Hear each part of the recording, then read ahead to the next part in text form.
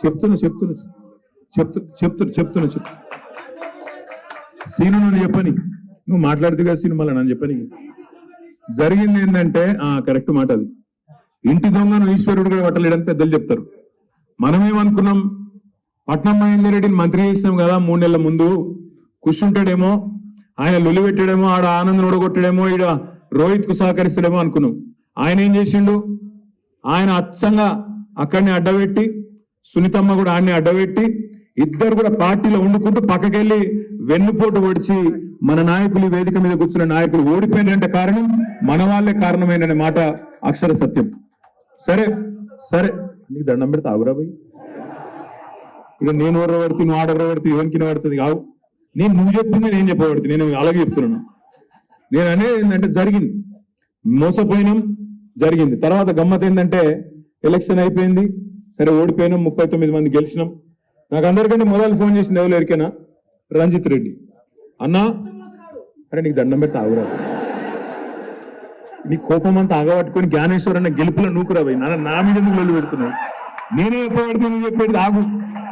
ఇప్పుడు ఫోన్ చేసిండు, ఫోన్ చేసి అన్నా ఏదేమైనా సరే మనం ఇక అడ్వాన్స్ గా పోవాలి ఎన్నికలకు, కాబట్టి నువ్వు ఫస్ట్ మీటింగ్ నాదే పెట్టి చేయలేదు, పెట్టి వెంటనే నన్ను డిక్లేర్ చేయు, నేను పనిలో పడతా, పని చేస్తా, మళ్ళీ మనం గెలవాలి, మళ్ళీ చేవెళ్ళకి వెళ్ళే మొదలు కావాలన్నాడు. నేను అక్కకు అందరికి ఫోన్ చేసిన, ఎమ్మెల్యేలకు గాంధీకి అందరికి ఫోన్ చేసి ఇక్కడనే భవన్లో మీటింగ్ పెట్టి ప్రెస్ వాళ్ళకు కూడా చెప్పమన్నాడు.